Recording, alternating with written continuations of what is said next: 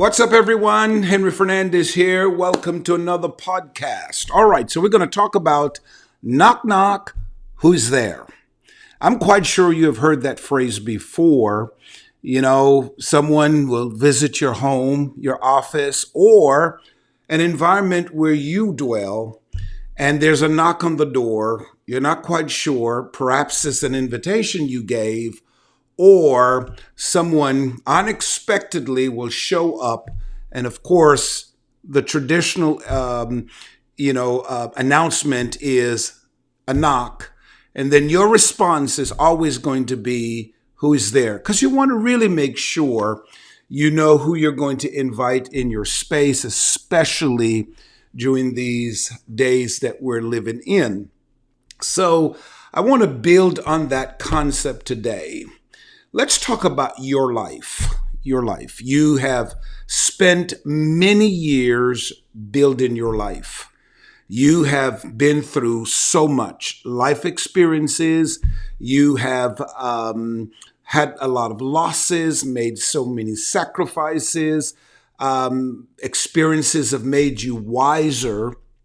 Therefore, now is not the time for you to just allow any person to enter your life. Now, I want you to know that people will enter your life two ways. Number one, they'll enter your life by their own invitation.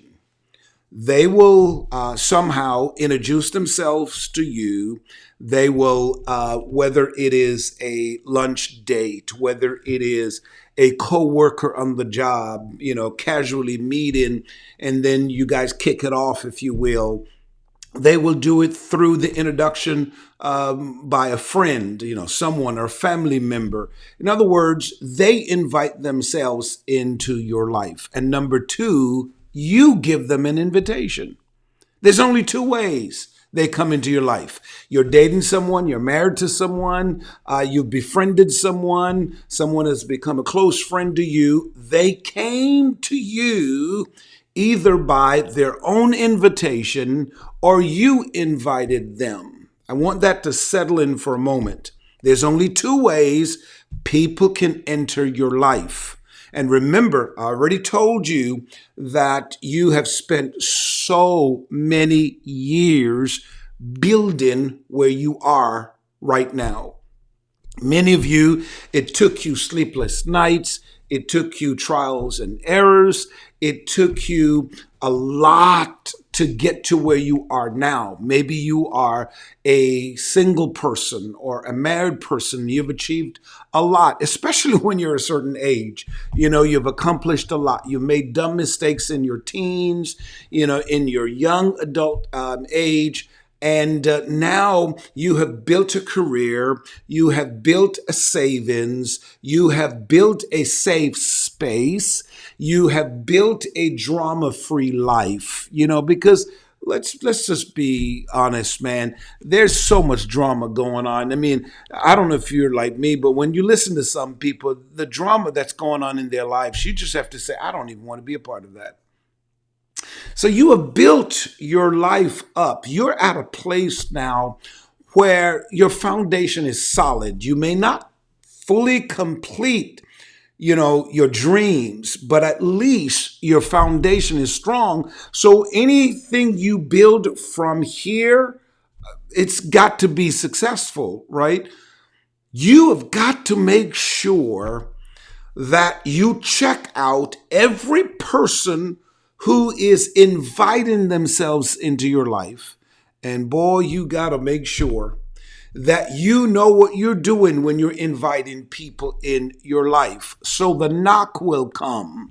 And the knock will come in several ways. People will come and they'll say, I like you, whether it is for an intimate relationship, whether it is for I want to do business with you, I want to befriend you, and so forth. There's always going to be a knock. It doesn't have to come from the opposite sex. It can come from people who, like I said, just want to do business with you, just want to be your friend, just want to come hang out with you, and so forth. You have to be careful now, because I would hate to know that you have built such a strong and powerful life. You have gotten to a place now where you've gotten over the setbacks, you've gotten over the hurts, and you're at a good place. I would hate to know that at this good place, you have allowed people to invite themselves in your life and you didn't do a background check. You didn't do a background check, right? Whenever my staff, my senior staff members are hiring people, I always tell them we have a policy. We always do a background check. Now we're a ministry, and then of course the University of Fort Lauderdale, which I'm wearing their T-shirt here. The University of Fort Lauderdale, whenever we're hiring people, it's a policy. We do a background check on everyone because we want to make sure that the person that we're hiring, that their background would not become a liability to the institution.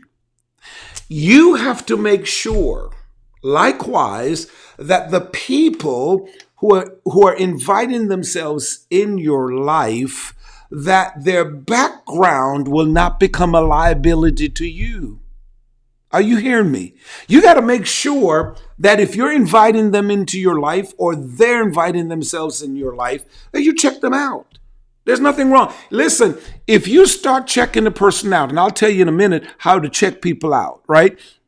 If you're checking them out and people get offended or questioning why you're doing that, then there's something wrong with that, because if people are genuine, people are real, and they're not coming in your life with ulterior motives, if you check them out, they shouldn't be offended because there's nothing there that they have to hide.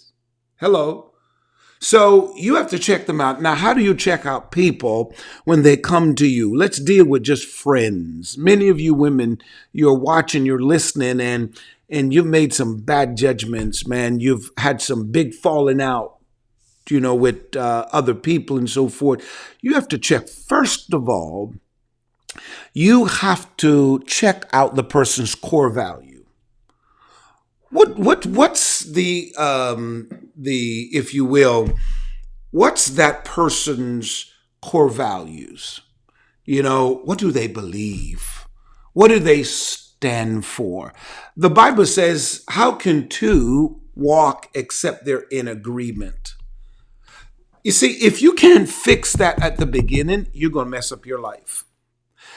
You don't want to allow people to come into your life who don't share your core values. Let's say you are a person, you rejoice when people are successful. You're a go-getter. You're there to motivate people. You're not a gossiper. You're loving, you're caring. You want to help people. Why would you bring someone into your life? Why would you allow them to have access to your life, the space that it took years to build, if they're full of gossip, drama, they are jealous over people, and they take up your time just being toxic? Why would you want to do that? And the signs are there. You can tell.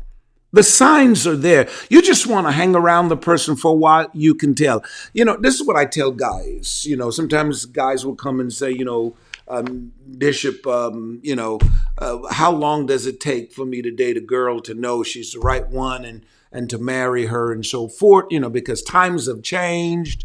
And, I want to make sure I do it the right way. This is what I tell them all the time. I say, guys, take out the woman. Take her out. Take her to dinner. Take her to a movie. Go out with her. Listen, go out. Because when you go out with the person, and this is what I tell guys, be careful. Of course, keep a conversation going, but let her talk.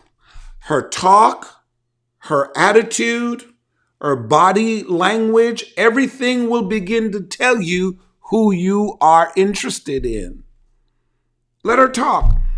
Because after you see, if you just meet her today and next week, I'm so in love, and next month, and then in 3 months, you're ready to make a decision, you crazy. You are absolutely out of your mind.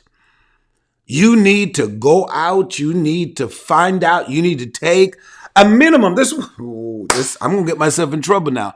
I tell guys, you need a minimum of at least a year and a half. At least a year and a half. Watch this. Not to get married. A year and a half to at least have a basic understanding of the woman's personality. Now, if you don't go out with her, if all you do, you talk on the phone, and, occasionally you may meet up, that ain't going to cut it. You need to take a year and a half, go out, question, talk, find out when there's a heated conversation. Bring up issues like, okay, what's your opinion about, and life happens, right? Like the other day, you had situations where Bill Gates, I think it was, he and his wife announced they're getting a divorce and all that kind of stuff. Okay, bring up conversations like that. Use everyday experiences and say, so what's your opinion on Bill Gates and his wife divorcing? Okay, and say, well, she may ask why you ask them. Just wanted to know. They got plenty of money and they've been married for so long. What do you think is the cause of it? And so forth. Because you're getting to understand the mindset of this woman, right? You're getting to understand the mindset. You need to ask her and say, hey, nowadays a lot of ladies, they're, goal oriented and so forth. Do you think it's still relevant for women to submit to a man? And what's your opinion of it? Because a lot of women freak out when they hear the word submit, because our society has painted this picture that submitting to someone is a form of slavery. It's a form of belittling yourself, when it's not. Well, according to what Scripture teaches, submission is yielding yourself to the will of someone else. That's all it is. And if we could learn that, just like you want your children to submit to you, your children have rights too, but your children in the construct of a mother, father, or parent's relationship, your children must submit to you. That's a part of it. Now, they can choose not to, but there are consequences to that. Right? But your children should submit. There's nothing wrong with that, right? You go on the job. If you have a supervisor, at the end of the day, you have to submit to your authorities. You have to submit to the law. You can't just go on the street and the sign says drive 55 miles an hour. You decide I want to go 80, right? You have to learn to submit. You have to talk these things out, because you will get to find out the mindset of this woman, because this woman may start talking and say, well, I submitted to no man. I think those things are outdated and so forth. And, all the drama. Then you can make a decision, because now you can say, do I really want to bring the person in my life because we're not on the same page? We don't share the same core values. Same thing for men. Women, you're inviting, a man is inviting himself into your life. You have to do the same thing. You have to see, what is his core values? Like, for example, what's his intention? What does, talk to him, go out with him, find out, okay, so how many relationships you've had? Are there any children? Okay, so if he says he's got children and so forth, okay, do you care to talk about what happened? He says, no, I don't want to talk about it. And so forth. Find ways to indirectly pull from him his opinion of his ex. Because if a man start dogging out his ex before you, she is trash, she's this, she's that, and start blasting her, beware. Your antennas should be up. Now, she could be crazy, yes, I get that. But you have to be smart enough to know that, okay, what's his side of the story? Not based on what he will tell you, what's the truth about his side of the story? Because if he can do her that, maybe if your relationship don't last with him, he's going to do you the same. Hello. He's going to do you the same. So you have to, when people come knocking, don't get so excited about appearance and presentation. The appearance of the man or the woman, the appearance of the business associate, the appearance of whomever, the appearance, I should say, of whomever it may be. Don't get caught up in that and their presentation, because they may look good or not look good, but the way they present themselves, the way they can articulate, the way they, they impress you. Come on now. You need to check that person out. And, if you're at home, especially in this day and time, if you're at home and there's a knocking on your door, even if, let's say you are expecting a guest, right? And there's a knocking on the door, right? You don't know who the person is. The first thing you do is you're going to look through that keyhole, or not the keyhole, but where you look through to identify, is that the person that you've invited? And even with that, you may have to ask, who's there? By voice recognition, it's the person. And then, you open the door, but you're cautious with that. That's how you should do it when it comes to people trying to enter your life. Because every day people are knocking to be in your life. Every day. Even if you're married, people are knocking every day to get into your life. It doesn't have to be, trying to be intimate with you. They want something from you. You have to take the time and ask God for the spirit of discernment to discern the motives of these people.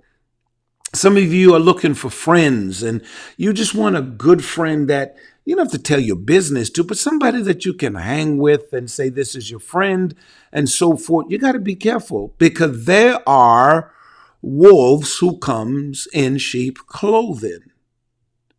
They'll come to you looking like they're fine, they're the best thing since sliced bread, as people use that phrase. But you got to check them out. And especially when you're not expecting, like when you're home, you're not expecting anybody. When they come knocking on the door, even if they speak, you say, who's there? And they say, it's me, John. It's me, Beverly. Then now your antennas got to go up. Well, who's Beverly? Who's John? You're going to do some investigation. You're going to ask. And if you don't know who they are, what do? Do you open the door, or do you keep that door locked? That's it. Think about it. You keep that door locked. Because if you don't know the person, you may say, some of you are too curious, man. And that's what's really messing up your life. You're so curious that people come, invite themselves into your life, and instead of you saying, wait a minute now, let me check this one out. Let me find out first. You just quickly open your door, open your life to them, and it's too late, because sometimes once that door is open, the amount of damages they can do before if you ever get the door closed. And some of you know what I'm talking about. You have opened the door to some person in your life. You never checked them out. You never prayed about it. And you never allow them to go through a season to prove themselves. I texted on Instagram recently a statement, and I believe the statement was, be careful of the people you let into your life, because it took you a long time to build where you are. So be careful. Let them earn it. I think I said that. Let them earn it. People must earn access into your life. And I'm talking about your inner circle. Ooh, that's good.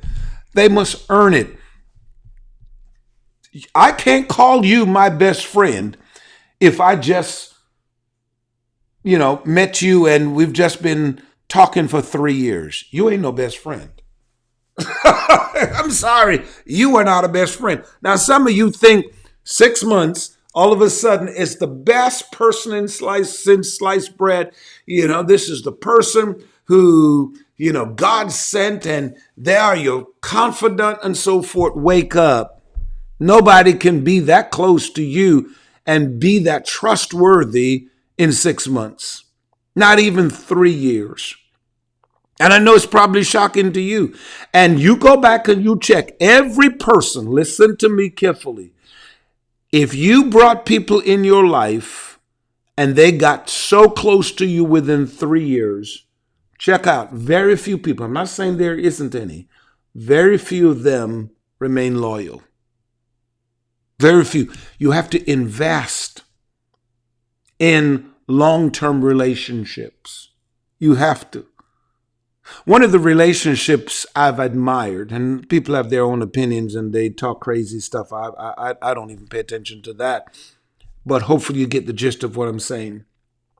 One of the relationships, female relationships I've admired, and I'll tell you for the male side, is the relationship with Oprah Winfrey and Gail, her best friend.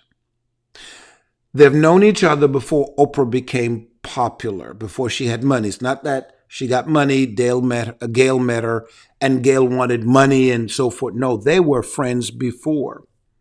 And when Oprah's career took off and so forth, Gail was there. And if you watch their relationship, because you have to understand, Oprah is so known, she's popular, a lot of money, and there's a lot of people who would try to take advantage of her, to sell her out.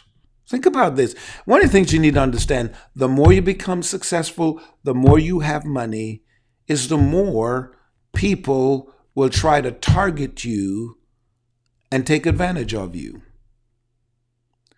And Gail has been a loyal friend to Oprah, and Oprah's been a loyal friend to Gail. It didn't happen overnight. Because Oprah, I'm quite sure, and Gail is at the point where they're like, we've invested so much in each other. We'll be stupid to let anything come between us. Now, it doesn't mean, and they've said it, it doesn't mean they don't have disagreements. I'm quite sure they have disagreed. They're women with strong will. I'm quite sure they voiced their opinions, but they did so. But there's a barrier they will not cross, and that is we're not going to allow our differences to interfere with the relationship we have built. And oh, if I had time, I'll talk about this, because many of you are building relationships with people who don't have thick skin, who are petty, who are childish, manipulators, narcissists. They are crazy, because when they don't get their way, they get mad, and now they throw the relationship on the table and throw it all away. Be careful of those people. When you invest your time into people, you should go through a fist fight. And no matter what, at the end of the fist fight, I don't like what you said, I didn't like what you do to me, but come on, let's go get a cup of coffee. That's it. And if you can't find those people to come into your life, don't let them come in. Don't let them come in. Because here's the thing, you're going to invest years of time and energy into them, and they will drop you like crazy. You don't want that. You want people who understand the meaning of loyalty. That's one of the things I am big on, loyalty. Loyalty doesn't mean that you are to, agree to dishonesty or agree to anything that is wrong. I'm not telling you to be loyal to somebody who, one, won't be loyal to you, and two, who want you to loyal to, things that are just, outrageous. What I'm talking about is having that person in your life that is strong enough, like Gail and Oprah. No matter what, we're going to make it. No matter what, our friendship is not a part of the negotiation of what we do. We will never have that to use it against each other. We're not going to do that, right? We need to commit ourselves to each other. And I've witnessed that. I've seen that. They have become friends. Two other individuals that I've noticed, and I like their relationships. There's no power issue and so forth with them. It's Dwayne Wade and LeBron James, right? Dwayne Wade, when he was playing, he was a household name here in Miami. LeBron James came, he played for Miami and so forth, and they were playing on the same team and so forth. Well, when James left and so forth, Dwayne was here. Of course, they played and, they had it out on the court. But at the end of the day, I want you to hear this. They're still friends. They played against each other, but they never let the losing of one of the games or the games in the series, they never allow all of that to interfere with their relationship. And that's the kind of person you want in your life. Those are the kinds of people you want in your life. People who can play the game with you, can compete with you in other stuff in a good way. I'm not saying compete with you to be jealous of you, but people who can compete with you and understand the business part of a relationship, but at the same time will never jeopardize the relationship or use the relationship as a bait to get the advantage. So I'm telling you, whatever you do from now on, you can't say you don't know now, because this podcast has equipped you. You need to check everybody out in your life. Who are you inviting in your life? Who are the friends? Who are the person you're thinking, I want to date? Who's the person you're inviting in your children's life? Simple things like that. Think about that.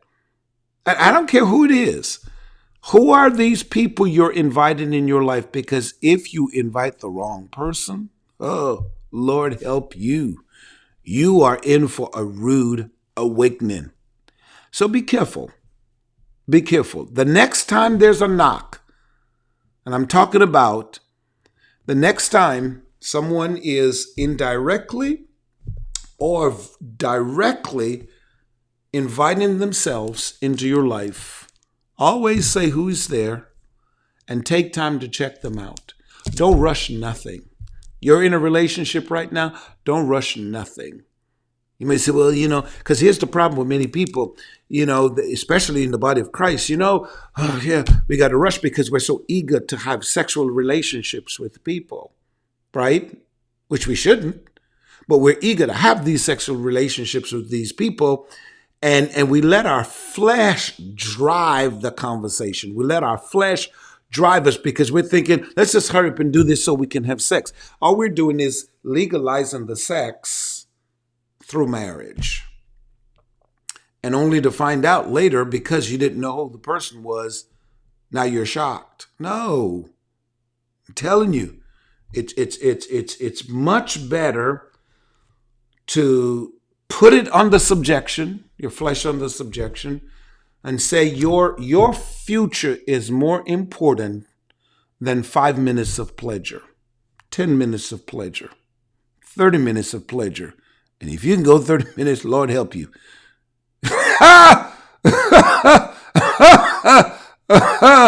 Oh, Jesus.